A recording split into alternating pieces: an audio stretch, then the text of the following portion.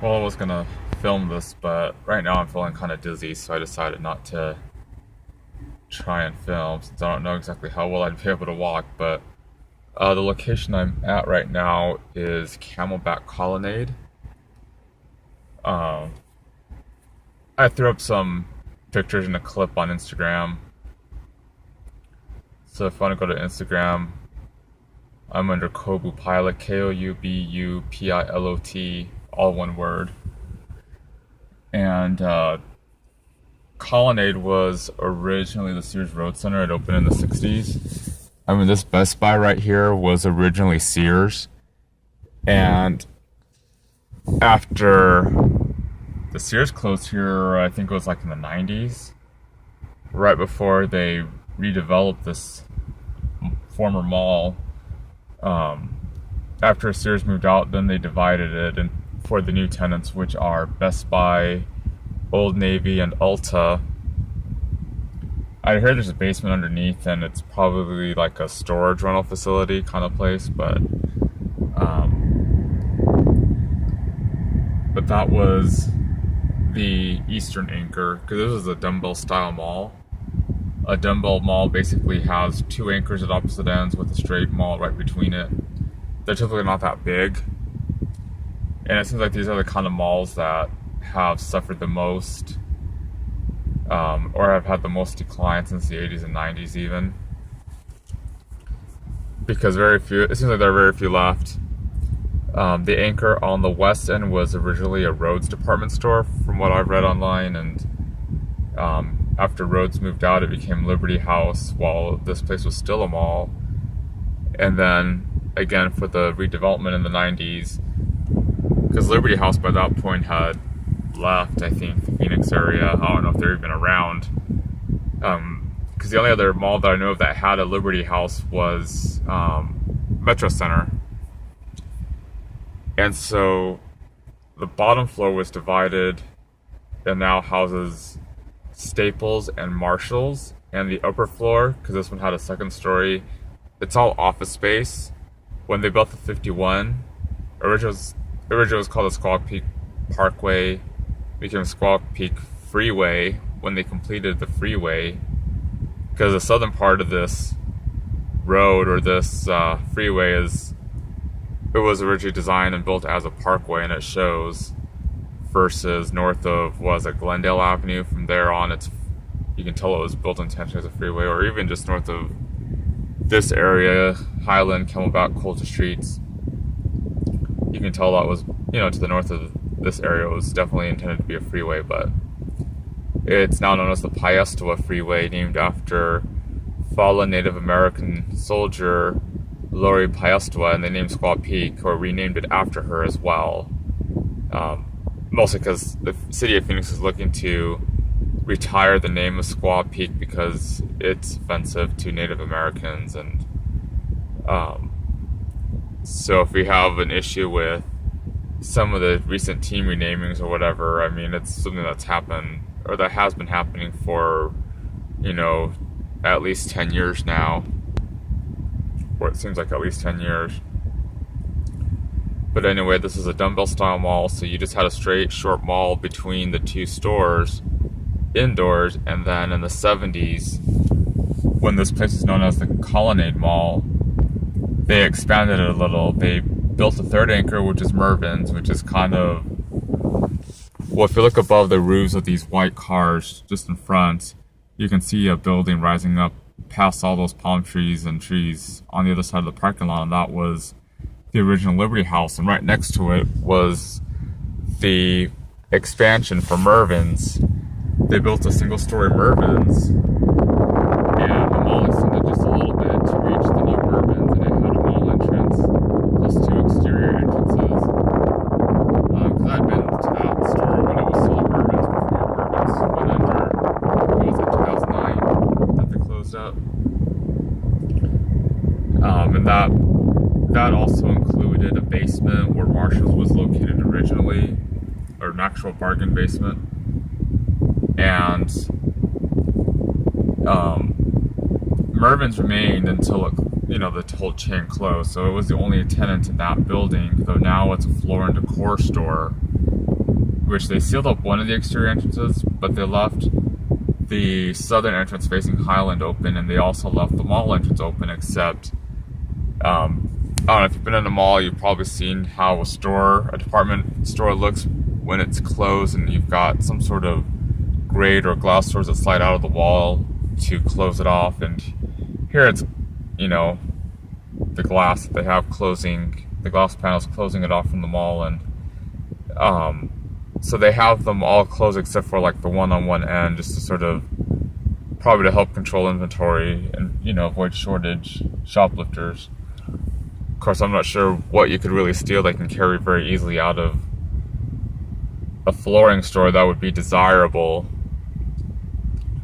but that floor and decor exists in the former Mervyn's. Marshall's moved up to the surface world. As I've already mentioned, they are in the bottom floor, occupy part of the bottom floor of the old Rhodes department store. And now what's in its old location since the 90s is Last Chance, which is from Nordstrom. The way it goes, I believe, is Nordstrom Rack is where they send overstock that isn't selling and discontinued merchandise, because we've got some of those around town, and you can find some decent stuff there for a decent price, I guess. But you still have to, if you're looking for a bargain, you still have to be a good consumer and shop around and make your comparisons and whatnot. But Last Chance is where they send merchandise that's a little bit worn. It's still in a sellable condition. It's like the used store, I guess. Because sometimes you get people that buy something like a pair of shoes. Maybe they've worn it for a week and aren't happy with them, and they return them. Well, the store can't sell them as new. And even if they kept it in the store, maybe they kept it in the store and it just wouldn't sell. And it's possible with Nordstrom, they don't like to keep any return merchandise type of clearance, or clearance at all in their store, because it might make them look kind of cheap. But Last Chance is where they send that type of merchandise, stuff that is still still in a sellable condition. It's one thing if it's defective, but this is where they send that type of merchandise, as well as I think there may be some irregulars, which, if you don't know what an irregular is, think of a shirt that's long sleeve and one sleeve is just a little bit longer than the other. That would be like an irregular. Or the bottom hem of a shirt isn't even, and maybe it looks a little crooked. So I think they have that type of merchandise in there too. But the Last Chance is known as a place where you can buy Doc Martens for dirt cheap. I think even in the 90s, they were like,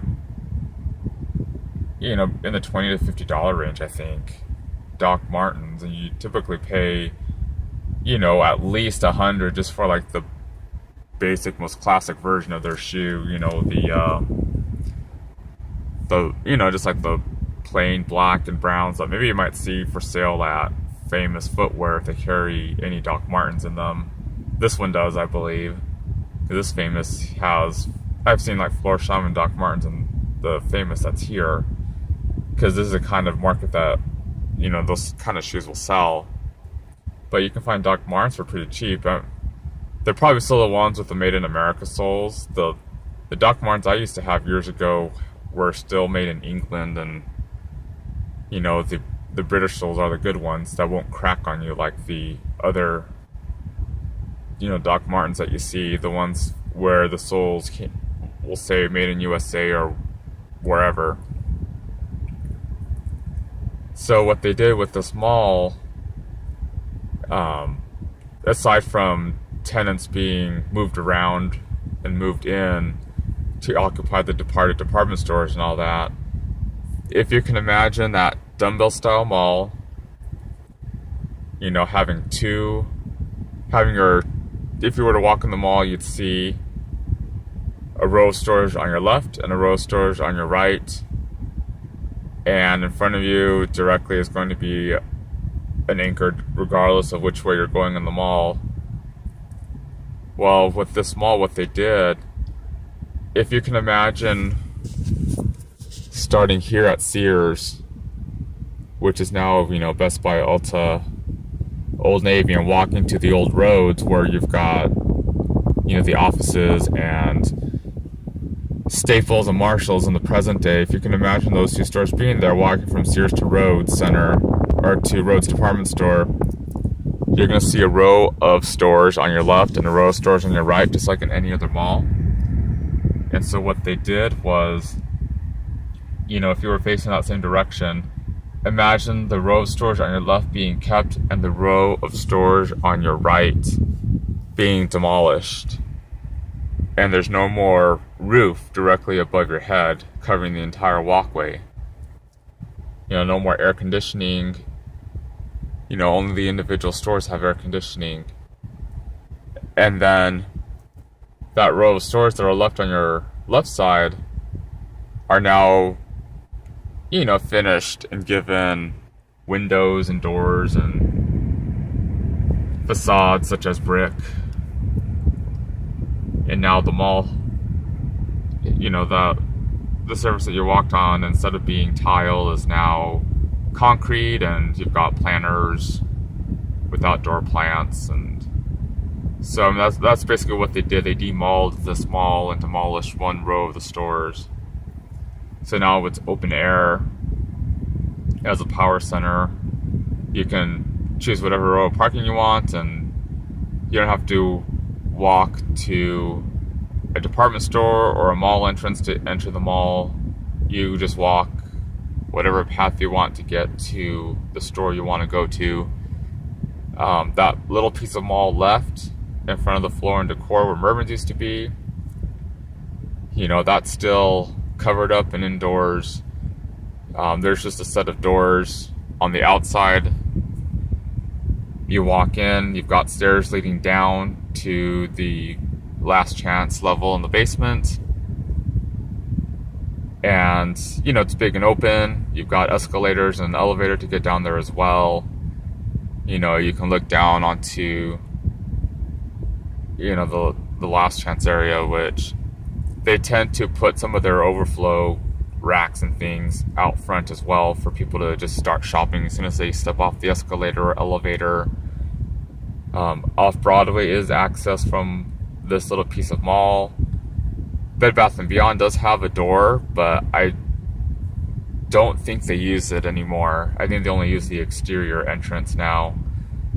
Just because the more entry doors you have in a store, the more risk you have at shoplifters making off with something. So they extended the parking lot to fill in some of the gap, and it kind of makes for a weirdly shaped driveway, and it's kind of an annoying, I find it kind of an annoying thing to drive through. But yeah, so that's the Colonnade, the former Colonnade Mall, Camelback Colonnade, for some retail history here. Since I'm on leave, hopefully I can get up to Christown. I'm not sure if I'll film anything inside. Maybe I'll just do it in the car like this, but it maybe snap an Instagram or two. But there's that, and then there's the old Park Central, which was Phoenix's first mall. It was an outdoor mall. It's no longer a mall for the most part. It tends to be more office space, and the anchors are still standing there as well, so I'll try getting there someday too. But for now, I just need to go over to the store and pick up a few things, get some more low-carb snacks. I had my health and wellness call yesterday with a diabetes lifestyle coach, and they recommended having a complex carb with a protein.